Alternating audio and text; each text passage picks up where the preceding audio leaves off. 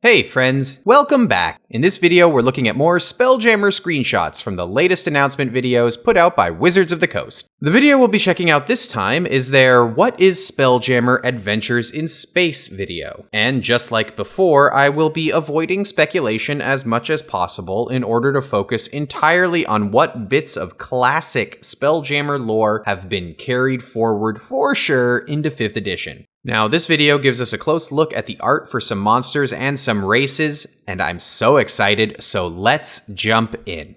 Here we see the Astral Elves, the new subrace created for the 5th edition update. Now, Astral Elves are brand new to Dungeons & Dragons. They are not a carryover from 2nd edition, but I'm including them in this video because elves have always been central to the Spelljammer setting. In the original setting, the interests of all elves across the multiverse were represented in wild space by the Elven Imperial Fleet, a military order that used insect-shaped spelljamming ships grown from plants to project elven military power wherever they went. And if it sounds like that made them the jerks of wild space, it's because it did. Yay! Now, I'm not sure if the Elven Imperial Navy will be carried forward into 5th edition, and I know this technically counts as speculation on my part, but the fact that both of these elves are specifically dressed in basically matching uniforms makes me wonder if the Astral Elves will be filling the role once filled by the Elven Navy. The next playable race we have been shown are the Autognomes, seen here in this screenshot.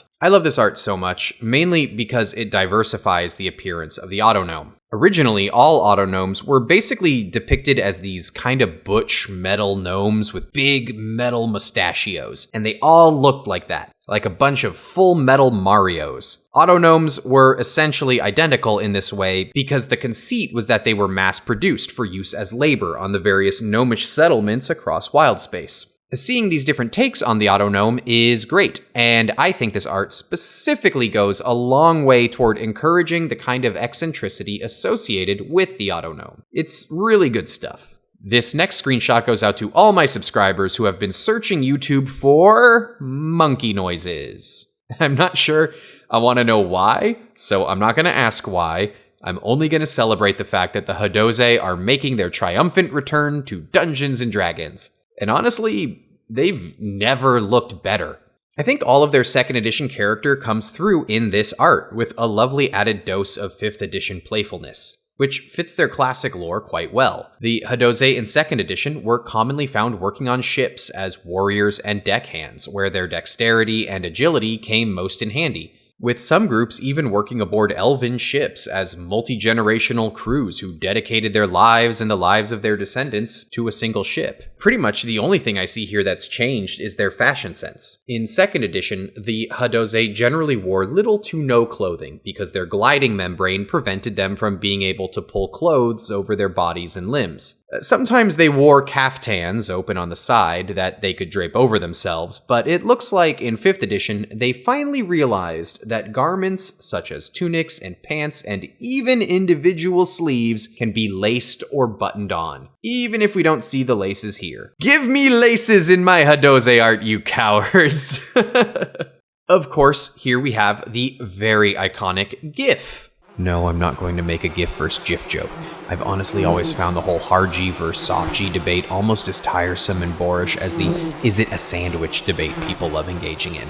And I'm not looking forward to it being enshrined in my favorite campaign setting, therefore guaranteeing it will come up at every game table from now until forever and on.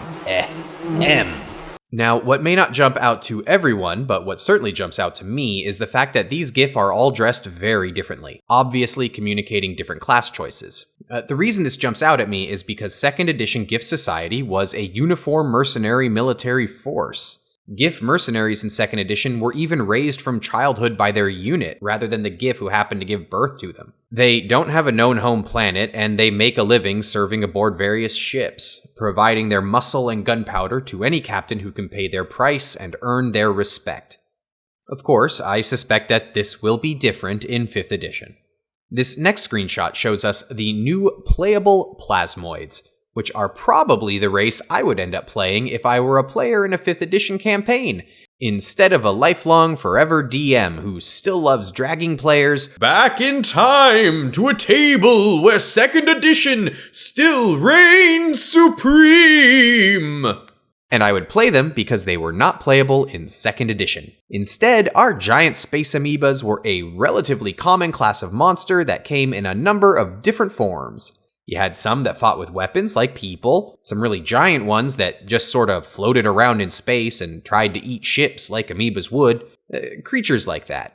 Also, we can see the giant space hamsters, which is wonderful. They're actually giant this time, not just miniature giant space hamsters. Ooh, what a little joke, it's a hamster. Giant space hamsters. The only giant space hamster we're missing now is the saber-toothed giant space hamster. It was a thing, look it up. And here we have the last of the playable races shown in the What is Spelljammer video, the Thri-kreen.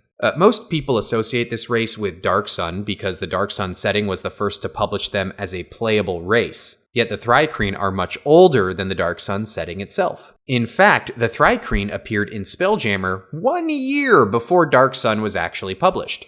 And they appeared in the Forgotten Realms even before that. So they are a far more storied race in Dungeons & Dragons than many people realize.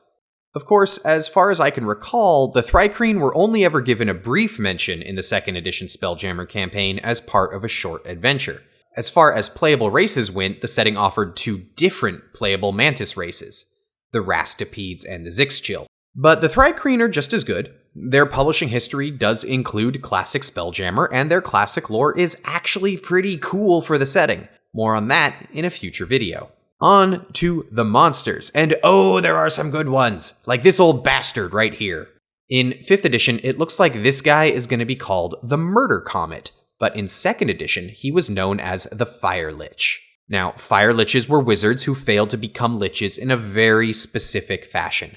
They successfully prepared their bodies to become liches, but then they died somehow in the very flammable phlogiston. Their explosive death turned them into living fireballs, cursing evil wizards with the unending torment of burning alive while flying through space as a giant burning head. They scream out their pain as they seek ships to slam into, hoping that the impact will put out the fire that has been burning them for all eternity.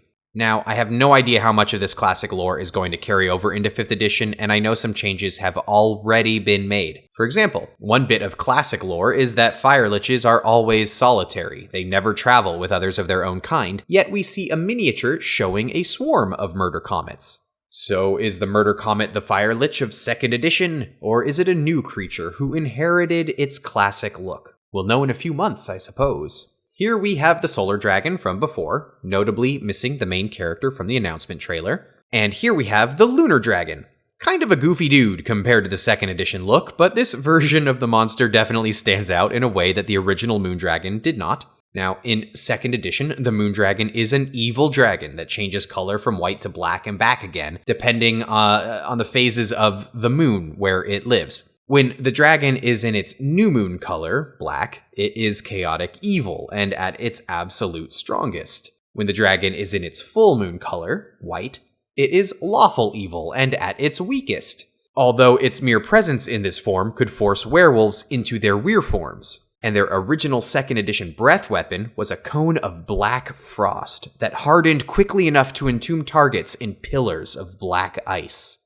I hope at least some of this lore came through into 5th edition, because I think it would be very cool to set up some sort of hostile asteroid where a bunch of spacefaring werewolves serve an ancient lunar dragon who only comes out to terrorize wild space when it's at its strongest. A black void flying against the stars. You know, heavy metal shit.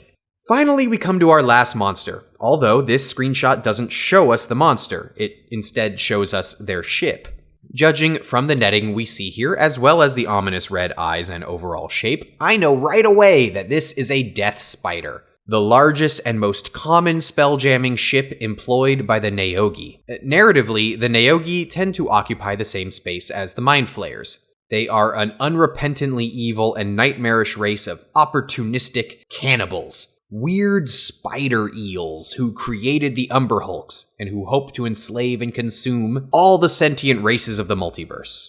While the appearance of this ship basically confirms that the Neogi will be appearing in the 5th edition update, I did say I would try to avoid speculation, and avoid speculation I shall. I mean, who knows? Maybe Wizards of the Coast decided that these ships belong to the Drow now or something.